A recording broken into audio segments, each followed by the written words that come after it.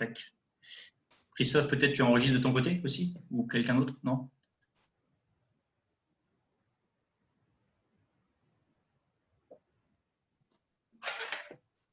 Faut que tu m'autorises, non? Ah, faut que je t'autorise. Faut que je te crois. retrouve. C'est vrai.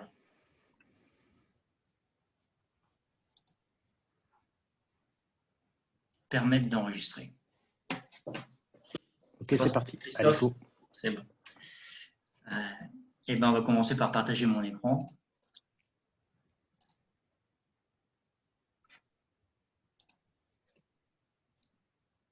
Vous voyez bien un diaporama qui s'affiche à l'écran? Non, on voit ta tête. Que ma tête pour l'instant? Ouais.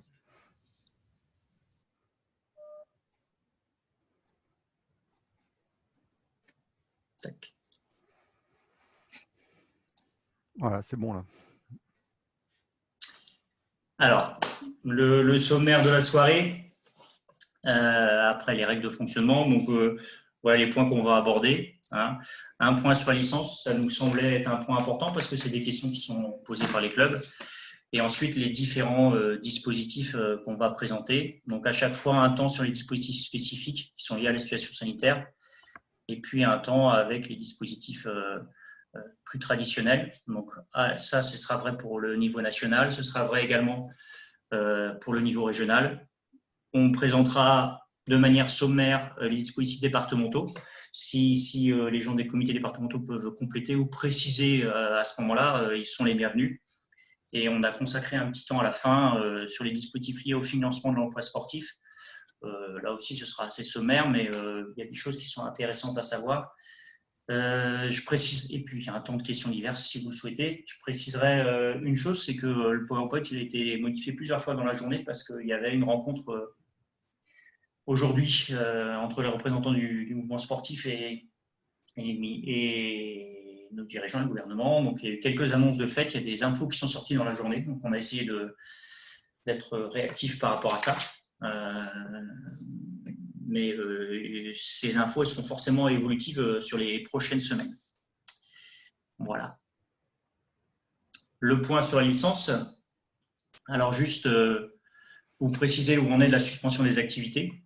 Hein, officiellement, toutes nos activités sont suspendues jusqu'au 1er décembre. Sachant que jeudi dernier, on a eu des annonces sur la fermeture des gymnases au-delà du 1er décembre. Alors, même si ce n'est pas facile de faire des hypothèses, il faut bien imaginer que la pratique elle va être compliquée avant janvier, ça c'est certain. À moins qu'il y ait un revirement par rapport aux annonces de jeudi dernier, mais les annonces du Premier ministre là, sur la conférence de presse, je crois, parlaient en tout cas de la prolongation des fermetures des salles de sport au-delà du 1er décembre. Donc ça veut dire que notre suspension d'activité va durer sûrement un peu plus longtemps. Il y a quelques exceptions quand même. Les joueurs listés sportifs de haut niveau ou toutes les autres listes ministérielles peuvent continuer à pratiquer. Soit ils sont dans une structure, soit il faut qu'ils trouvent un équipement qui les accueille, un équipement sportif. Donc là, il faut qu'ils obtiennent en plus une autorisation du propriétaire de l'équipement sportif. Pour nous, ça nous concerne directement puisque tous les joueurs du Pôle Espoir peuvent continuer à pratiquer. Donc, les entraînements et notre activité est maintenue sous Pôle Espoir. Les joueurs Avenir, c'est-à-dire ceux qui sont dans le cadre du dispositif Club Avenir de la Fédération, ils peuvent continuer également à pratiquer avec cette réserve qu'il faut qu'ils trouvent un équipement sportif qui veuille bien les accueillir. Tout ce qui relève de la formation professionnelle peut continuer à fonctionner. Donc, nous, par exemple, en badminton, on intervient encore sur la formation BPGEPS au campus de Dinard. Et puis, il y a de la pratique sportive en milieu scolaire et périscolaire. Donc, ça qui peut continuer à fonctionner également. Certains salariés de club, d'ailleurs, interviennent encore sur ces temps-là. Après, il y a des pratiques sportives aussi sur prescription médicale qui peuvent encore être autorisées. Ça, c'est les règles. Et je dirais, à chaque fois qu'il y a cette règle-là, je l'ai déjà dit 2 fois, mais il faut en plus trouver l'équipement sportif qui vous accueille. Donc, ce n'est pas toujours simple. Ça, voilà où on en est sur la suspension des activités. Et puis, je rappelle aussi que les salariés de la Ligue et des 4 comités départementaux, pour l'instant, ils continuent tous à travailler, à l'exception, bien entendu, de leur mission de terrain. Certains sont en activité partielle, d'autres à temps plein, mais pour l'instant, ils restent disponibles soit par mail, soit par téléphone, selon la nature de leur poste et de leur mission. Alors, une question donc, qui forcément se pose là, depuis le début de la suspension des activités, c'était une question qui s'était déjà posée pendant la précédente période de confinement sur la licence et éventuellement les demandes de remboursement auxquelles vous pouvez avoir à faire face en tant que dirigeant de club. Alors, on voulait rappeler quelques points. Hein. Ça fera l'objet du document de synthèse qu'on vous enverra par mail. Hein. Alors, des points qu'on a été un peu cherchés à partir de sources un peu juridiques pour définir ce qu'est la cotisation et quelles obligations vous avez ou pas. Donc, la cotisation, pour rappel, c'est une somme d'argent qui est versée par les membres de l'association pour contribuer à son fonctionnement. Ce n'est pas la contrepartie de la livraison d'une prestation de service. Donc, ce n'est pas une avance sur des services qui seraient attendus et par conséquent, un adhérent, quand il paye cette adhésion, il ne paye pas uniquement pour pratiquer l'activité. Il paye pour contribuer au fonctionnement de cette association. Donc, les décisions de remboursement ou de dédommagement, elles relèvent des dirigeants de chaque niveau. La fédération, la ligue sur sa part, le comité départemental sur sa propre part et le club sur sa propre part. Hein. Vous n'avez aucune obligation de procéder à des remboursements puisque ce ne sont pas des sommes qui sont dues. Par contre, vous avez le droit de le faire, mais ça reste une décision de votre équipe dirigeante. Donc, c'est des questions qui sont déjà posées, sur lesquelles on a déjà échangé. Hein, et on voulait vous apporter quelques éléments complémentaires. Alors, d'abord, pour ce qui est des mesures déjà engagées, pour l'instant, il n'y en a presque pas. Seule la fédération, en accord avec la Ligue et les comités départementaux, ont décidé de la gratuité des licences à la rentrée 2020 pour les joueurs qui avaient été licenciés après le 1er mars 2020. Donc, c'était une première décision, mais ça représente très peu de personnes et financièrement pas grand-chose. Et pour l'instant, c'est la seule décision qui a été engagée. Ce qu'on voudrait rajouter à ce sujet-là, la première chose qu'il faut prendre en compte, c'est la durée de la suspension des activités. Pour l'instant, on ne la maîtrise pas du tout. Donc, prendre des décisions un peu trop rapides sur un remboursement, un dédommagement, ça ne nous semble pas le bon choix. Peut-être que certains ont déjà été sollicités, mais pour autant, pour l'instant, les activités n'ont été suspendues que 2 semaines depuis le début de saison. Donc, il faut être un peu patient par rapport à ça et faire passer ce message de patience. Il faut aussi vous poser la question en tant que dirigeant sur la possibilité de ces mesures de remboursement et de dédommagement en fonction de votre trésorerie. Certains clubs ont déjà pu souffrir avec la première période de confinement et envisager des remboursements pourrait les mettre en difficulté financièrement. Donc, c'est aussi des questions que vous devez vous poser parce que c'est l'existence de votre association que vous engagez sur des mesures comme ça. Donc, c'est des choses des décisions qu'il faut prendre avec beaucoup de sérieux et de recul surtout. Je rappelle aussi que le remboursement ou le dédommagement, si vous allez dans cette direction-là, ça ne concerne que la part de votre propre structure. Hein. Je rappelle que sur une licence, une adhésion à un club, vous avez une part qui va à la fédé, une part qui va à la ligue, une part qui va au comité départemental et votre cotisation propre à votre club. Donc, finalement, les montants sur lesquels vous pouvez peser, ils ne sont peut-être pas si élevés que ça, surtout si on les ramène à des périodes de pratique. Là, aujourd'hui, il y a déjà une période entre septembre et les vacances de la Toussaint qui a pu se dérouler dans des conditions à peu près normales. Si on peut reprendre en janvier, ça veut dire que vous ne pourrez jouer que sur la part licence de votre club sur la période entre les vacances de la Toussaint et les vacances de Noël. Ce n'est pas forcément des grosses sommes d'argent.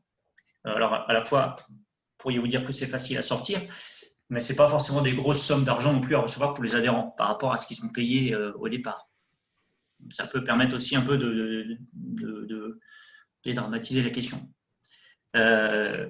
Si vous allez sur les démarches de remboursement, la plupart des conseils qui sont donnés, c'est d'aller sur les démarches dans une logique de fidélisation, soit sur des modèles de réduction sur l'adhésion à la session suivante, sur des réductions sur d'autres services proposés à l'association. Ça peut être des pistes sur lesquelles on a réfléchi. Et puis, on vous demande aussi de faire très attention à votre communication sur des remboursements éventuels. Sur une communication de remboursement, quand on dit que sera remboursé, qu'il y aura un remboursement sur les périodes où l'activité n'a pas été proposée, ce n'est pas du tout la même chose que quand on dit que ça se passera sur des périodes où l'adhérent n'a pas participé à l'activité. Si on formule des choses comme ça peut ouvrir la brèche. La personne qui n'a plus envie de pratiquer, la personne qui est blessée, la personne qui n'a pas pu venir pour des problèmes qui n'ont rien à voir avec le fonctionnement de l'association. Donc, soyez très prudents là-dessus. Globalement, après, ça relèvera de vous, de vos décisions, de vos échanges avec vos dirigeants dans vos clubs. Il ne faut pas prendre l'édition trop tôt et on peut s'interroger sur le fait de le prendre avant la fin de saison, puisqu'on ne sera pas en mesure de savoir pendant combien de temps l'activité aura été suspendue tant qu'on ne sera pas arrivé beaucoup plus loin dans la saison. Donc, voilà les choses qu'on pouvait remonter à ce sujet-là. Je ne sais pas s'il y a déjà des questions ou des remarques. On pourra y répondre un peu plus tard. Je regarde ce qui s'affiche à ce sujet-là.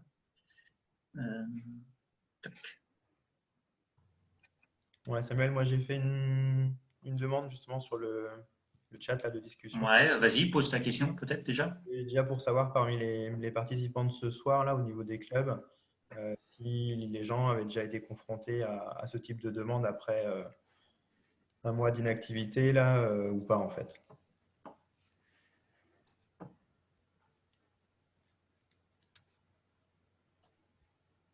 En fait, il y a pas mal de clubs qui ont déjà été contactés par des adhérents. Tu le vois sur le chat. Oui, je vois ça. Château-Giron, une personne. Relais-Clermont, une personne. Là, une personne pour l'instant au Trégor. Christian intervient sur la réduction par rapport donc lui, dans cette logique d'offrir un dédommagement plus dans une logique de fidélisation avec 5 € de réduction sur la licence de l'année suivante. C'est des choses qui correspondent à ce qu'on disait. Pour l'instant, le comité 56, Dominique nous dit aucune demande dans ce sens-là. Après, ce qu'on disait, pour l'instant, ça fait que 2 semaines de suspension d'activité. C'est très peu, mais je pense les conseils qu'on a essayé de formuler là, on vous les donnera par écrit. Je ne sais pas si on aura des demandes massives, et puis ça dépend effectivement de combien de temps ça va durer. Voilà. On peut passer à la suite. Ouais, ok. Ouais. Bon, pour l'instant, d'après ce que vous dites, en tout cas, il n'y a pas encore eu de demande massive. Voilà. Vous aurez, je disais, donc un document un peu qui synthétisera ces arguments-là et puis quelques éléments complémentaires. Alors, pas forcément pour vous donner des documents tout prêts que vous allez fournir à vos adhérents, mais pour nourrir vos échanges et vos réflexions. Parce que moi, j'insiste là-dessus, c'est que c'est vous qui déciderez dans vos clubs ce que vous engagerez comme mesure par rapport à ça. La logique de remboursement, de dédommagement, elle doit vraiment être dans une logique et la suite, quoi. Comment on prépare la suite? Comment on prépare la fin de saison? Comment on prépare la saison suivante? Donc ça peut faire partie de tous ces questionnements-là, je pense. Et c'est comme ça que ça va se faire, à mon avis. On va entrer plus dans le vif du sujet sur les dispositifs financiers qui sont proposés. D'abord sur les dispositifs nationaux qui sont liés à la crise sanitaire. Alors, plus globalement, on va commencer par les mesures de soutien aux entreprises. En fait, les mesures, elles n'ont pas forcément été pensées pour les associations au départ. La plupart des mesures qui ont été proposées liées à la crise sanitaire, c'est des mesures pour les entreprises. Mais les associations, nous, on fait partie de ces structures-là. Donc, à partir du moment où les entreprises y ont droit, nous, les associations, on peut y avoir droit à partir du moment où on rentre dans les critères. Vous avez une page dédiée. Vous aurez tous les liens là que je vous présente. Vous les aurez dans votre document de synthèse et dans le PowerPoint qui vous sera envoyé par la suite. Vous avez une page dédiée sur le ministère de l'Économie et des Finances sur toutes les aides qui sont proposées. On ne va pas forcément naviguer à partir de cette page-là. Par contre, moi, je vous invite à le faire après. Il y a des choses qui ne vont pas nous concerner tous directement. Je vois aide au paiement des loyers, rééchelonnement des crédits bancaires. Par contre, il y a des choses qui peuvent nous concerner directement. Le fonds de solidarité, l'activité partielle, peut-être certains auront besoin d'un prêt de trésorerie s'il y a des vraies difficultés de trésorerie. Donc, on est parti de cette page d'accueil-là et nous, on a dégrossi un peu le travail avec le CNO et on va vous présenter certains de ces dispositifs-là. Et vous pouvez aller un peu plus loin. D'abord, une petite chose, ça c'est tombé aujourd'hui. Moi, j'ai eu l'info qu'aujourd'hui, donc on l'a rajouté un peu en dernière minute au PowerPoint. Il y a une décision qui est tombée aujourd'hui du renforcement des aides apportées à un secteur d'activité qui s'appelle le secteur 1. Et dans le secteur 1, vous avez l'hôtellerie, la restauration, les cafés, le tourisme, l'événementiel, le sport et la culture. Ce secteur 1, c'est le secteur qui a été considéré comme le plus touché par la crise sanitaire. Donc, il y a un certain nombre de nouvelles mesures qui vont être engagées. Vous avez la liste des activités. Nous, on rentre dedans. On se retrouve ici, activités des clubs de sport, activités des centres de culture physique, autres activités liées au sport. Donc, ça, c'est une info qui est importante. Par contre, on ne connaît pas encore quelle dimension financière, qu'est-ce que ça va nous apporter exactement, quelle démarche engager. J'ai juste eu, moi, mon collègue d'Aquitaine qui, lui, il a déjà eu un retour de l'URSSAF et c'est 27 000 € d'aide par rapport à des exonérations de charges. Alors, c'est énorme. Après, c'est une très grosse structure, la Ligue de Nouvelle-Aquitaine. Ils ont beaucoup de salariés. Mais il y a des choses qui vont se débloquer. Puis surtout, il y aurait peut-être que Serge pourra compléter là-dessus. Potentiellement, il peut y avoir des exonérations de charges sur toutes les périodes de confinement. Charges patronales. Il y a certains territoires qui ont été confinés de février à mai et puis qui sont reconfinés depuis le mois d'octobre, comme nous. Serge, tu me disais peut-être cet après-midi, tu avais des infos là-dessus, ou je ne sais pas ce que tu voulais. On en a parlé un petit peu. Oui, à ce niveau-là, effectivement, sur les aides. Donc là, pour l'instant, pour ceux qui ont des salariés, donc il y a pas mal d'aides, évidemment. Donc il y a des exonérations de cotisations patronales, effectivement, qui couvrent les périodes de confinement. Donc voilà, je sais que nous, on a déjà touché effectivement par rapport au confinement, la première vague en fait. On va avoir une aide aussi, donc toujours pour les clubs qui ont des salariés, on va avoir une aide qui correspond à 20% de la base de sécurité sociale, donc pendant plusieurs mois. Donc là, par exemple, nous, on a reçu sur février, mars, avril, mai, donc sur 4 mois, en fait, que les salariés soient en chômage partiel ou pas, on a 20% d'aide sur la base de sécurité sociale déclarée. Donc, par exemple, si vous déclarez vos salariés en base forfaitaire, on va prendre 20% de la base forfaitaire. Si vous déclarez 100% du salaire, on va prendre 20% du salaire. Voilà. Donc, du coup, ça, c'est intéressant. Donc là, c'est des aides, effectivement. Donc, il y a des exonérations patronales et là, c'est une aide spécifique. Donc, voilà, c'est de l'argent qui ne va pas forcément vous être versé. C'est de l'argent qui va être défalqué de votre prochaine cotisation que vous allez payer tous les mois, en fait. Donc, voilà. Donc, c'est automatique, il n'y a pas de démarche à engager particulière Alors, c'est automatique. Je pense que vous êtes tous au CEA, enfin, il faut espérer. Et là, dans ce cas-là, vous faites la déclaration au niveau du CEA et puis c'est automatique, c'est le CEA qui se charge de tout, en fait. Je peux juste prendre, c'est Isabelle, trésorière du comité 22 et coprésidente de Saint-Brieuc. Ouais. Nous avons eu, pour le comité, au niveau du CEA, ils ont fait toutes les démarches. Oui, bien sûr. Ouais. Voilà. Oui, le CEA, c'est sûr, ils sont nickel à ce niveau-là, bien sûr. Si vous ne passez pas par le CEA, c'est que vous passez par un autre service de paye. Normalement, ils sont capables de vous informer là-dessus. Voilà, il faut les contacter et leur demander, effectivement, parce que vous rentrez dans le cadre de ces mesures. Voilà. C'est les infos qui vont peut-être aussi, en termes de communication, évoluer ces prochaines semaines, parce qu'il y a des choses qui sont tombées aujourd'hui, donc c'est un peu tout frais.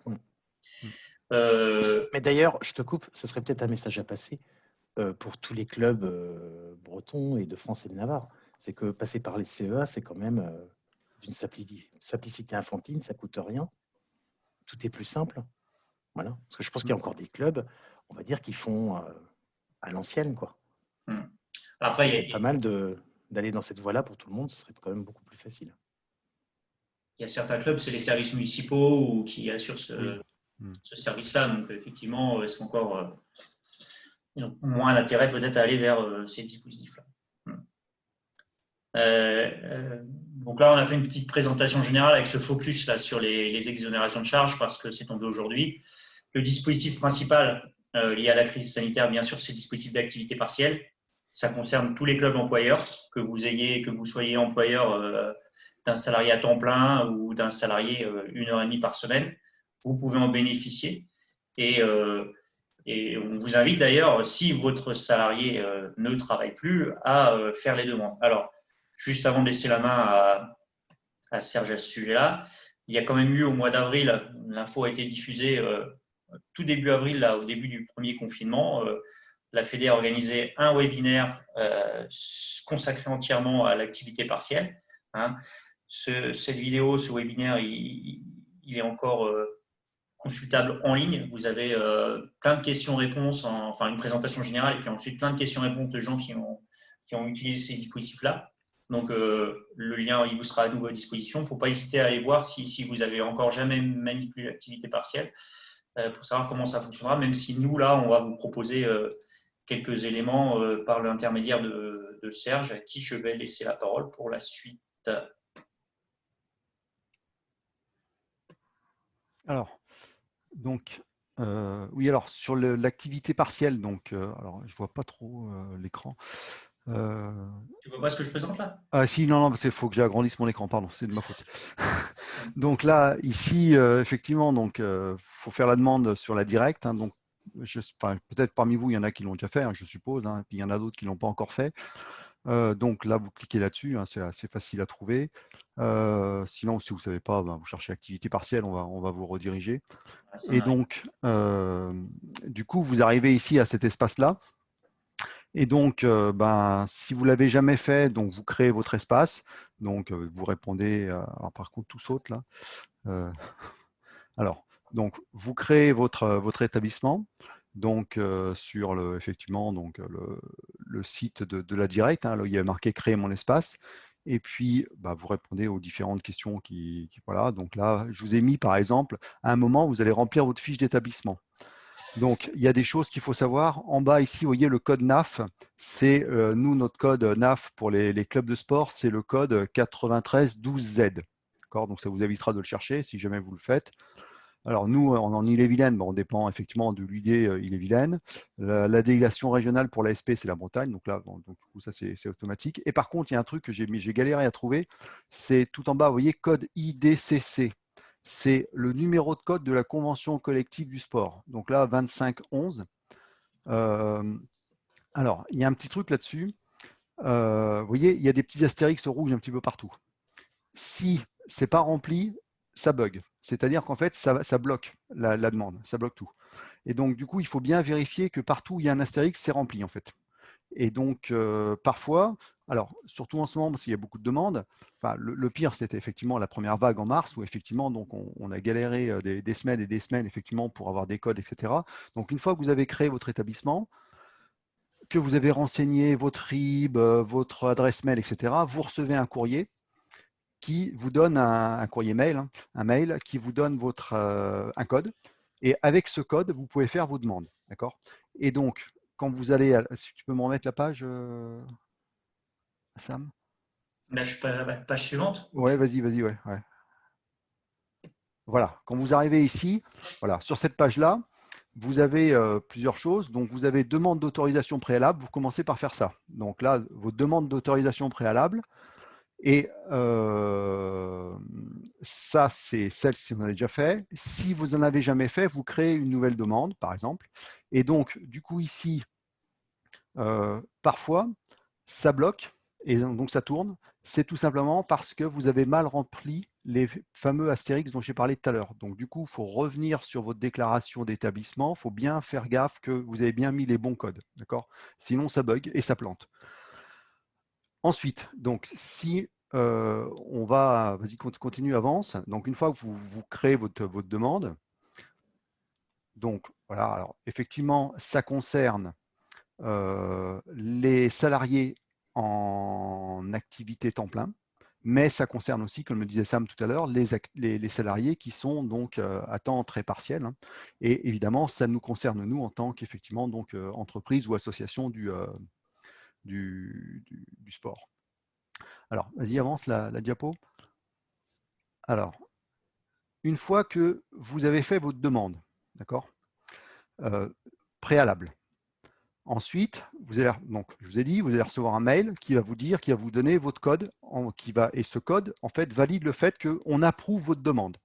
Donc, la directe, donc, approuve votre demande, elle vous donne un code, elle dit, maintenant, retournez sur le site, faites une demande d'indemnisation et rentrez le code que je vous ai demandé, que je vous ai donné. Et donc, du coup, ici, on va faire une demande d'indemnisation. Donc, ici, cette demande d'indemnisation, en fait, donc, je vous ai montré, par exemple, ici, sur un exemple.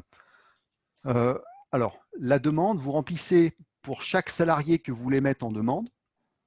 Donc, alors, il faut remplir les différentes colonnes, donc le nom, le prénom, donc s'il est en forfait mensuel ou s'il n'est pas forfait mensuel, etc. Quelle est sa durée contractuelle de travail? Donc là, par exemple, pour un temps plein, c'est 151,67. Là, ici, vous avez ensuite la 1, 2, 3, 4e colonne, donc le taux horaire. Donc là, ici, il faut faire attention, pendant la première vague, on vous demandait de remplir 70%. Donc, vous mettez 70% du salaire brut de votre salarié. Donc, par exemple, si vous le payez 12 € brut, vous déclarez ici 70% de 12. D'accord? Sauf que ça, c'était vrai pendant la première vague en mars. Maintenant, les mesures qui sont tombées donc, dernièrement, donc, je vous lis le texte exact. Donc, jusqu'au 31 décembre 2020, les entreprises suivantes, donc nous, on en est, bénéficient d'une prise en charge à hauteur de 100% de l'indemnité d'activité partielle versée aux salariés, donc les entreprises du tourisme, de l'hôtellerie, du sport, etc. Et donc, du coup, ici, ça veut dire que maintenant, quand vous allez arriver sur cette demande d'indemnisation, on va vous proposer plusieurs taux. Donc 70% ou 100%. Donc il faudra cocher 100% parce que nous, on relève du sport, donc on a droit à 100% d'indemnisation. D'accord? Et puis ensuite, semaine par semaine, vous déclarez les heures travaillées de votre salarié ou les heures chômées. D'accord? Parce qu'effectivement, il ne va pas forcément être en chômage partiel pendant toute la semaine. Donc peut-être que par exemple sur une semaine de 35 heures, il va bosser 20 et il va être chômé 15 heures, voilà, et ainsi de suite, d'accord? Et donc le logiciel fait automatiquement le calcul des heures chômées semaine après semaine, et à la fin, il fait le calcul, donc je ne sais pas s'il y a 35 heures, il fait 35 heures fois le taux horaire que vous avez indiqué dans la colonne taux horaire brut. Donc voilà. Fois ça. Donc voilà. Donc là, par exemple, ça c'est effectivement pour un temps plein. Et donc là, par exemple, ici, voilà, je vous ai montré une déclaration qui a été faite ici où on voit bien, par exemple, donc là, par exemple, le premier salarié ici, il a une durée contractuelle. Par exemple, là, j'ai pris deux exemples, un temps partiel et un temps plein. Donc, il a une durée contractuelle de 12 heures par semaine. Donc, son taux de salaire avec 70%, c'est 17 €. Et puis, donc ici, on a effectivement les heures travaillées, les heures chômées, etc., etc. Et à la fin, vous avez le montant indemnisé où effectivement, on voit combien vous allez toucher par rapport à ce que vous avez déclaré. D'accord? Donc, il faut le faire semaine par semaine, surtout parce que il y a des semaines où il va bosser plus que d'autres, il sera peut-être plus chômé que d'autres. Alors, en fait, ce que vous devez déclarer, vous ici, en tant que club de sport ou association sportive, les heures chômées, en fait, c'est les heures en présentiel vis-à-vis de jeunes sportifs ou de moins jeunes, peu importe, de sportifs. Donc, c'est les heures en présentiel, si vous voulez. D'accord? Donc, les heures de coaching, par exemple, d'entraînement. Par contre, vous ne pouvez pas déclarer, par exemple, du travail administratif, parce qu'effectivement, le travail administratif, il peut le faire chez lui. Voilà. Donc, du coup, effectivement, ici, ce qu'on déclare, nous, dans le domaine du sport, c'est plutôt, effectivement, les heures travaillées en face à face devant des joueurs. D'accord? Donc, Les heures voilà. qui sont annulées, quoi. Voilà, exactement, les heures. Et alors, c'est des heures en plus qui correspondent. Alors, le mieux, c'est si ça correspond à une facturation. Par exemple, vous envoyez effectivement un salarié dans un club pour faire une prestation. Donc là, effectivement, là, ça tombe. Mais aussi pour vos propres adhérents, effectivement, le salarié ne peut pas faire court. Du coup, il faut le déclarer en chômage technique parce qu'effectivement, chômage partiel parce qu'il ne peut pas travailler. D'accord? Donc voilà l'idée. Et donc, la demande peut être faite même si vous n'avez qu'une heure de travail par semaine. Ça ne pose pas de problème particulier. D'accord? Donc, ça va du plus petit travailleur, donc une heure par semaine, à effectivement un temps plein. Donc, voilà. Donc, alors, une autre petite remarque par rapport à ça. Alors, il y a un minimum qui est versé quand effectivement vous avez un salarié qui n'est pas payé très très cher. Donc, il y a le logiciel donc, vous propose effectivement donc, une indemnité minimum. Voilà. Donc, on ne peut pas descendre en deçà d'un certain montant. Ça doit être 8,03 de l'heure.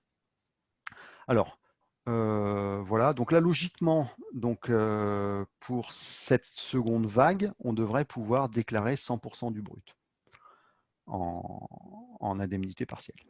Alors, de toute façon, oui. Non, avant de continuer, Oui. il y a 2 questions qui sont exactement la même. Une de Alice Guéguin et une de Jean-Louis Fardeau sur le chat.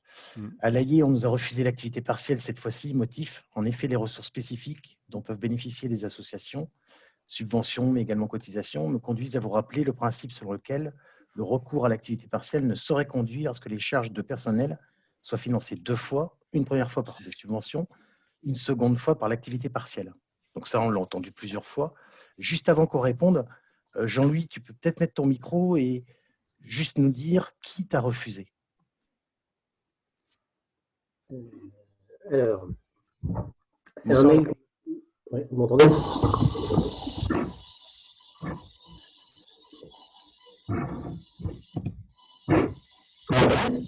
Ah, il n'était pas prêt, Jean-Louis.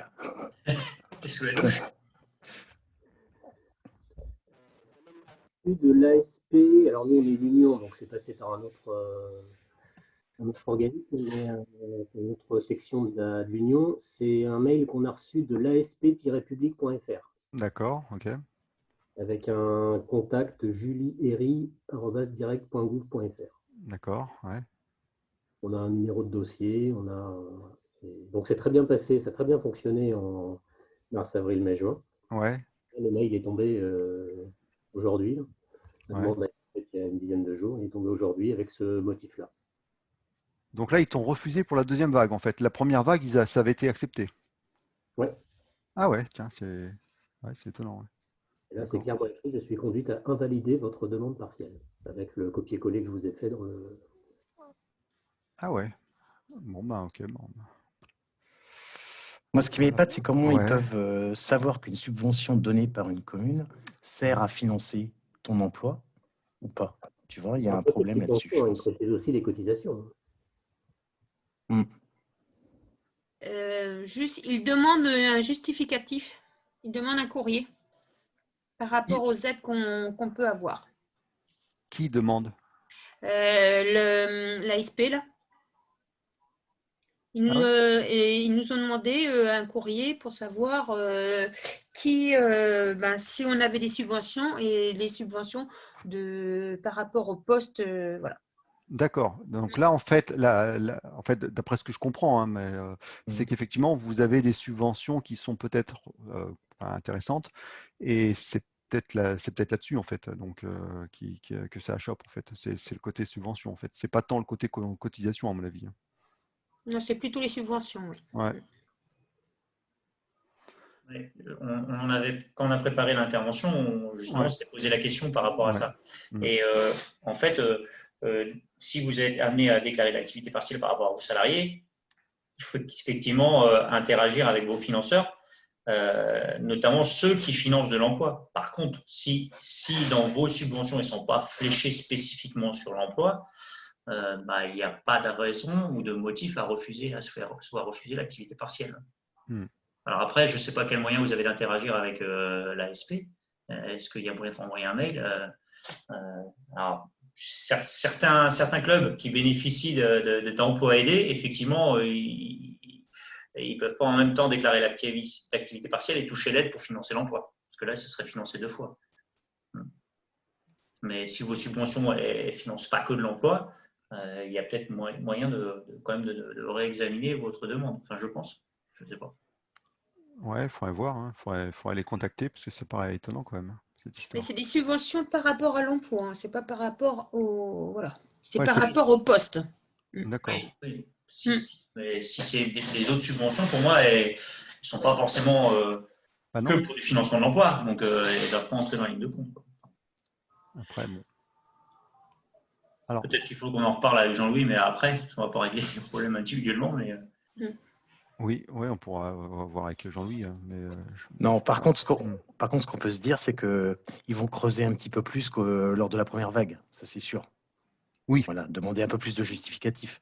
Après, ça va un peu à l'encontre de ce qu'on peut entendre à la télé, mais bon, voilà, il faut bien qu'il y ait des aides de temps en temps. je pense aussi que là, et comme s'il y a plein de mouvements, des décisions qui sont prises ces derniers jours, là, il y a aussi des choses qui ne sont pas forcément figées. Hein. Ça va être, je pense, ajusté au fur et à mesure des négociations. Là, on sait que nous, on va en bénéficier indirectement, mais les négociations, c'est surtout les clubs sportifs professionnels qui sont en train de négocier là, sur les gros sports co, parce qu'ils sont en difficulté par rapport à ça, sur les exonérations de charges, sur l'activité partielle, et on peut en bénéficier par ricochet. En tout cas, c'est ce qu'on a l'air de deviner des décisions qui sont tombées aujourd'hui.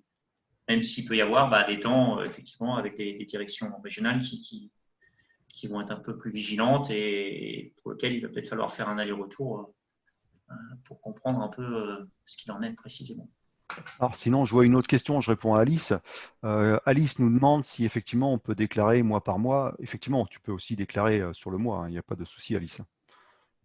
Moi, je faisais semaine par semaine parce qu'effectivement, j'avais un planning effectivement hebdomadaire de mes salariés, donc je savais exactement où ils étaient, quoi. Donc voilà. Mais tu peux le faire sur le mois aussi. Ça marche aussi. Hein, je crois, Christophe, c'est comme ça que tu avais fait, je crois. Tu avais fait sur le mois. Quoi. Ouais, Ouais, moi marche. j'ai fait 5 demandes, 4 ou 5 demandes, et à chaque fois c'est mois par mois. Ouais. Plus simple à gérer quand si ton salarié il est complètement stoppé, étant donné que les salles sont fermées, tu mets l'intégralité de 70% du brut à l'époque, peut-être 100% ou zéro, selon comment ça évolue. Voilà pour les 2 mois, on va dire, à venir, là, novembre et décembre. Mais je faisais mois par mois et plus simple de se repérer aussi, quoi. Parce que tu peux même faire sur plusieurs mois de souvenirs. Car en fait, ça t'attribue tu demandes un crédit d'heure et après tu demandes des indemnisations, tu les sépares mois par mois. Toutes les formules sont possibles.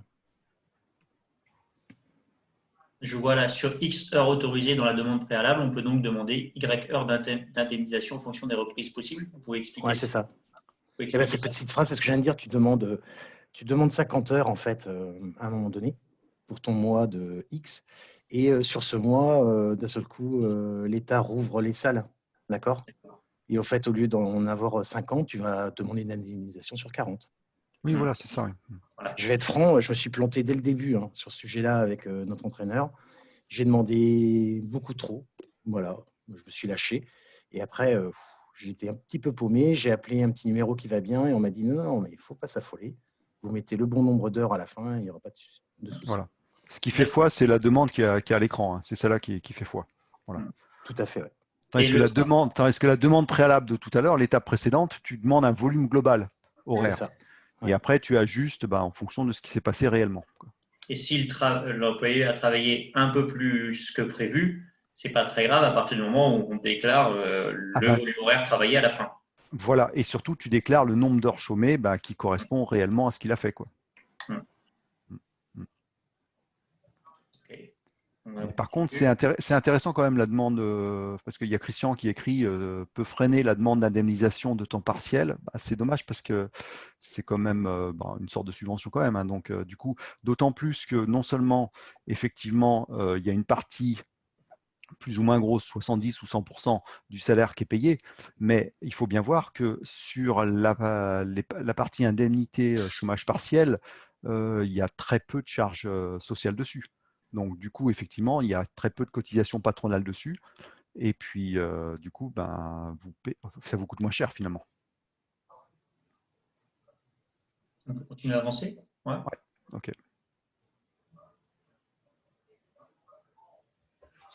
Bon, voilà, donc c'est ce qu'on a mis ici. Hein, donc, voilà.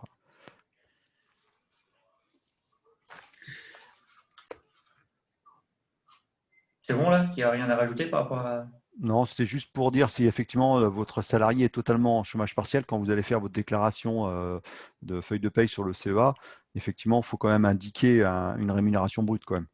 Parce que le site n'accepte pas des rémunérations brutes égales à 0 en fait. Donc voilà, vous déclarez un petit peu, puis tout le reste en indemnité de chômage partiel. Donc je pense qu'il doit y avoir une diapo dessus, je pense. La suivante, voilà, c'est ça. Donc là, effectivement, ça c'est la fenêtre du CEA. Et effectivement, donc vous déclarez un salaire et je souhaite déclarer des indemnités de chômage partiel. Voilà. Avec le nombre d'heures, le nombre de jours et le montant. Et donc effectivement, ici, il faut que, comme le précise donc Christophe, il faut être raccord avec la déclaration qu'on a vue précédemment. Quoi.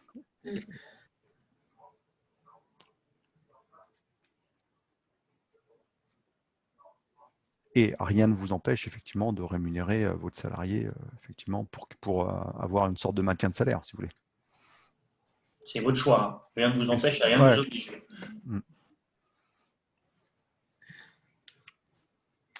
Donc voilà.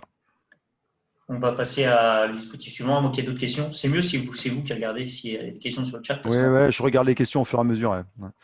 Vas-y Christophe, c'était toi qui voulais en parler du fonds de solidarité? Juste pour une petite chose quand même sur Attends, il y a une l'activité. question de Diane.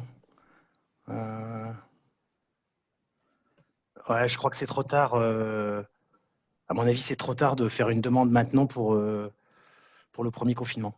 Ah oui, non, c'est trop tard, je pense. Ouais. Là, Pour le premier confinement, oui. Ouais, c'est trop tard. Par contre, là, tu peux le faire. Pour le maintenant, tu as encore 2-3 mois pour le faire. Oui, c'est 90 jours Ouais. a posteriori. Enfin, on peut faire ça 90 jours après le début de la période d'activité partielle. On a du temps, et c'est bien qu'on ait du temps, puisque vu que ça bloque pas mal au début. Oui. Dernière chose là-dessus, avant de laisser la parole à Christophe, sur l'activité partielle. Si vous avez des salariés à plein temps, si vous les mettez en activité partielle à 0, ça veut dire qu'ils ne font rien du tout. Vous ne pouvez même pas leur passer un coup de fil. Donc, soyez vigilants là-dessus, parce que pendant le premier confinement, moi, j'ai eu pas mal de collègues qui étaient déclarés en activité partielle à 0, mais qui m'appelaient, qui mettaient à jour la page Facebook du club, qui envoyaient des mails, qui participaient à des webinaires, qui étaient en formation, en formation continue professionnelle. Là, vous avez tout faux. Hein. Si votre salarié est déclaré à 0, ça veut dire qu'il ne travaille pas du tout. Donc, vous ne le voyez pas en formation, il n'envoie pas de mail, il ne répond pas au téléphone. Peut-être que pour des salariés à plein temps, c'est intéressant de leur garder un minimum d'activité, au moins administrative, même si d'habitude, ils en font peu, parce que sinon, ils n'ont pas le droit de travailler du tout. Hein. Et s'il y a un contrôle derrière, là, vous vous exposez à des sanctions et des redressements, j'imagine, jusqu'à ce que ça fonctionne. C'est bon? Christophe, on te laisse la parole. Ouais, je suis là, oui, vous ne me voyez plus, c'est pour ça. Ouais, donc le fonds de solidarité en cas de perte d'activité. Ça, c'est quelque chose qui a été utilisé par quelques clubs au premier confinement. En fait, donc c'est un dispositif valable si on a un salarié et moins de 50. Voilà. On peut faire une demande jusqu'à 1 500 €. Donc, ça permet de couvrir la perte sèche liée à un tournoi qu'on s'est vu annuler. Il ne faut vraiment pas faire cette demande pour des trucs du style une perte de chiffre d'affaires sur la licenciation, par exemple. Ça ne peut pas passer, ça. Il faut vraiment que ce soit lié à une manifestation. Donc, un tournoi annulé rentre dans ce cadre-là. Quand vous allez faire la demande, ils ne vont pas vous donner plus de justificatifs que ça, mais je vous invite à vous baser sur les résultats de vos tournois des années passées. D'accord? Sinon, ça ne sert à rien d'aller demander, je ne sais pas, 1 500 € parce que c'est jusqu'à 1 500, alors qu'à chaque fois, vous avez fait 600 ou 700 € de bénéfice sur un tournoi. Bon, vas-y, continue. Donc, les déclarations, c'est pareil, c'est d'un mois sur l'autre. Pour septembre 2020, le formulaire il est ouvert jusqu'au 30 novembre. D'accord? Passé le 30 novembre, vous ne pourrez plus faire de demande sur septembre. Pour octobre 2020, il va ouvrir à partir du 20 novembre. Et pour le mois de novembre 2020, ça sera à partir de décembre. Donc, pour faire cette demande-là, il faut être moralement clean au niveau des impôts. D'accord? Car vous ne faites pas ça avec votre compte des impôts de votre association, je doute que vous en ayez. Vous faites ça avec votre compte particulier. D'accord? Donc, si je prends mon exemple, nous, on a le tournoi là, de novembre qui a été annulé, là, le week-end qui vient de passer. Là. On va faire une demande à partir de décembre pour ce tournoi-là. Et je fais ça avec mon compte des impôts, mais le mien. Ouais, vous allez voir après. Moi aussi, ça m'a surpris au début, mais en fait, j'ai fait des tests et c'est bien fait. Mais au début, j'ai eu peur. Vas-y, continue. Donc, en fait, vous allez sur votre espace particulier. Donc, ça, je pense que vous connaissez. Vas-y, continue. Et en fait, il y a un petit truc que je n'avais jamais regardé, moi, sur les impôts, parce que je ne leur écris jamais, hein, tout va bien. Hein. Il y a en haut à droite, il y a un espace messagerie sécurisée. Et en fait, quand vous écrivez un message, il y a toute une liste de choix. Et le dernier permet justement de faire une demande d'aide pour les entreprises fragilisées. Donc ça a été réalisé et donc ça se passe bien. Vas-y, continue. Lors de la création de votre demande, vous retrouverez vos coordonnées à un endroit. Dans la zone interdiction d'accueil du public entre 25 septembre ou 30 septembre 2020, là actuellement, il n'y a que septembre qui est dispo et j'ai pas réussi à faire une copie d'écran propre, mais sinon vous avez 3 choix actuellement, mais ça concerne pas encore le mois d'octobre par exemple. D'accord? Donc il va ouvrir, c'est par rapport aux dates que je vous ai données avant. Vous remplissez ça, vous cochez la case et là vous indiquez le SIRET de votre association. D'accord? Et de là, vous allez pouvoir basculer. Je pense que je me suis arrêté là. Parce qu'en fait, je ne suis pas allé plus loin. J'attends justement de pouvoir le faire le mois prochain. Et en fait, là, vous faites votre demande, vous la justifiez. C'est pour un tournoi qui a été annulé, cause Covid et ainsi de suite. Et vous indiquez le montant. Et en général, d'après ce que j'ai pu suivre, vous recevez l'argent sous 3 ou 4 jours. D'accord? Donc, vous allez fournir le RIB de votre association et sous 3 ou 4 jours, vous avez l'argent qui est disponible. Donc, ce système-là, pour ne rien cacher, il a été utilisé par le club de Verne, d'accord? Et ça s'est passé sans souci, quoi. Nous, le tournoi de mars qu'on n'a pas pu faire, je ne l'ai pas fait en toute franchise. On a fait du bénéf l'an dernier. Voilà, je n'allais pas remettre une petite couche à l'État sur ce sujet-là et je ne connaissais surtout pas le dispositif. Je l'ai appris beaucoup trop tard, je l'ai appris en septembre, quoi.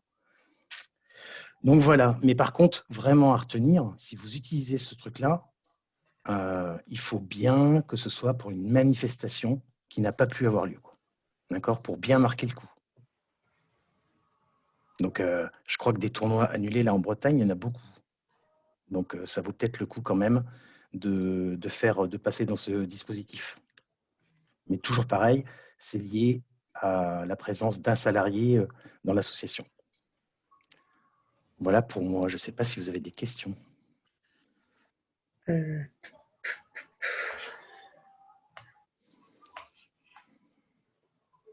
de questions? Si, il y a des questions. Il y a Christian qui dit… Si... Ouais, Christian, tu as raison. Si c'est un premier tournoi, sur quoi se baser? Ouais. Tu montes un budget sur ton tournoi? Tu fais un estimatif? Voilà, je pense qu'il faut la jouer à la régulière, hein. Tu fais un tournoi, tu estimes que tu peux gagner 600 €. Voilà, en comparant avec d'autres tournois, je pense que tu peux mettre ça. Mais c'est le chiffre d'affaires, hein, Christophe, on est bien d'accord. Hein, c'est pas le bénéfice. Ouais. Hein. Ouais, c'est le chiffre d'affaires, on est bien d'accord. Donc c'est entrée, buvette, cotisation, etc. Quoi. Voilà. Et c'est le président, le trésorier, qui fait la demande? Sur quel compte? Moi, je l'ai pris, je vais le faire moi parce que je n'ai même pas demandé à mon président là qui est en ligne, mais j'ai prévu de le faire. Ouais. Parce en fait, c'est tout simple. J'ai les codes, je sais combien on a fait l'an dernier sur le tournoi là qu'on a annulé, donc ça va être aussi simple. Oui, mais le souci, c'est que quand on fait déjà cette demande en tant que personnellement, je veux dire. Donc, on ne va pas se permettre de faire une autre demande pour une asso. Moi, je le fais en tant que pour mon activité personnelle. Tu demandes à ton président de le faire alors. Voilà, oui, c'est ça. Ouais. Quelqu'un du bureau, de toute façon. Ouais, vaut mieux que ce soit quelqu'un du bureau, quoi. Voilà. Oui. Et donc, on peut le faire. Est-ce que c'est valable d'un mois à l'autre? On peut faire 2 demandes sur les mois passés.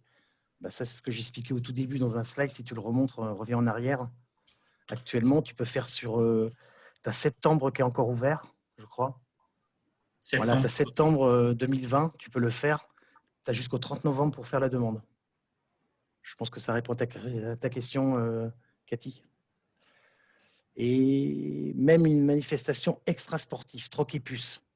Alors là, je vais pas me positionner. Je ne sais pas. Je vois pas ce qui empêcherait de le faire. Ouais, parce que c'est… Ouais, pourquoi pas. On peut toujours faire la demande. De toute manière, hein, si la demande est refusée, c'est retoqué, et puis voilà. Hein. Ouais. C'est une manifestation, hein, comme dit Yann. C'est vrai, effectivement. C'est pas marqué forcément manifestation sportive. Il n'y a rien d'écrit de sportif d'ailleurs dans ce système-là. Hein. Non. C'est pas fait pour ça à l'origine. C'est pas forcément pour les manifestations sportives. À l'origine, c'est des pertes d'activité d'entreprise. Oui. Et d'ailleurs, elles y accèdent par leur compte d'entreprises au niveau des impôts. Et c'est pour ça que nous, c'est particulier, puisque la plupart de nos associations ne payent pas d'impôts. Donc, on passe par le compte personnel d'un dirigeant. Pour Alice, a priori, pour ce dispositif-là, il faut vraiment passer par son espace personnel et pas le professionnel. C'est marqué dès le début, en fait. Vas-y, change de slide, Sam. Voilà, juste là. Les professionnels doivent se connecter à leur espace particulier. Et pour Yann, Voilà. je réponds à Yann, effectivement, il faut qu'il y ait un salarié. Hein. Ça fait partie des conditions. Hein. C'était dans un des slides marqués tout à l'heure. Il faut absolument que l'association ait un salarié. Et pour Catherine, je pense que ça ne fonctionnera pas. Mais peut-être que Isabelle, elle peut nous dire, quand toi, tu fais des demandes. Moi, je le fais sur mon compte particulier en tant qu'indépendante, mais je le fais sur mon compte particulier. C'est ça, mais par rapport à la question de Catherine Hinderer qui demande, C'est quoi sa il y a question? il y a un endroit où on indique la date du tournoi annulé, car le nôtre était en juillet. En juillet, Est-ce qu'on demande une date? Moi, à mon avis, il faut Alors là, être. je sais pas.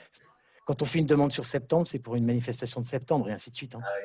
Je pense que tu n'as pas le choix là-dessus. Catherine, c'est. On ne peut pas inventer des événements ou mettre des fausses dates et non, c'est pas le bon choix.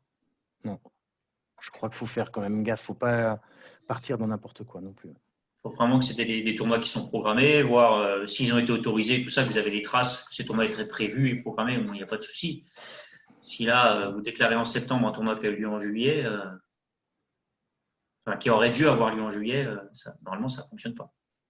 Je suis d'accord. Je vous invite même à faire une copie d'écran de l'autorisation du tournoi dans Puna. Il faut avoir les justificatifs, en tout cas, en cas de contrôle et vérification. D'autres questions ou je peux passer à la suite? Non, il n'y a pas de questions. Bon. Allez. Alors, troisième dispositif lié à la situation sanitaire. Alors, ce n'est pas forcément un dispositif où il va y avoir beaucoup d'infos tout de suite. C'est le plan de relance 2021. Ce n'est pas spécifique au sport du tout. C'est un plan de relance qui a été lancé en septembre par le ministère de l'économie et qui va, pour la plupart des mesures, ça va s'engager sur le premier semestre 2021, même s'il y a déjà quelques mesures qui sont en place aujourd'hui. Tous les secteurs d'activité sont concernés. On va aller naviguer un peu sur le site, c'est très, très varié. Et il y a des ajustements possibles qui vont arriver ces prochaines semaines, certainement.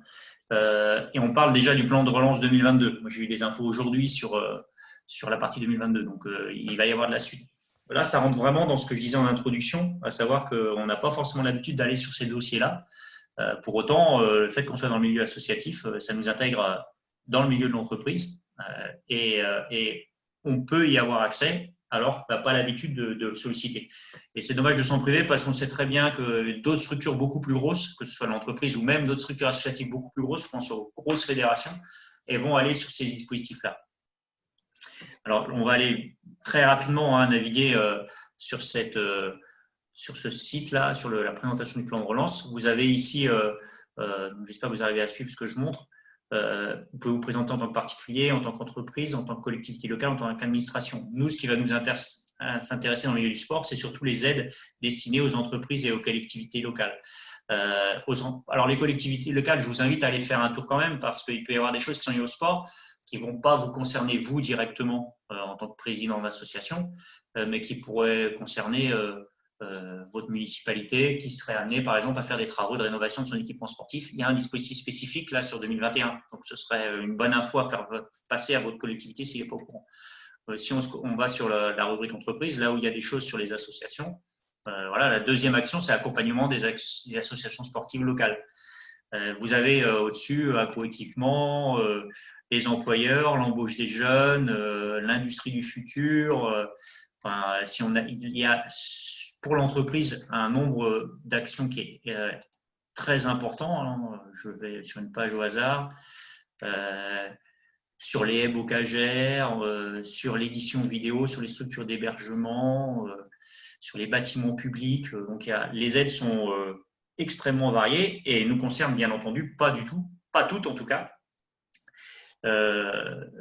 Par contre, il y en a certaines qui nous concernent. Je vois par exemple ici rénovation énergétique et modernisation des équipements sportifs par l'Agence nationale du sport. Donc, il peut y avoir des choses comme ça qui nous concernent.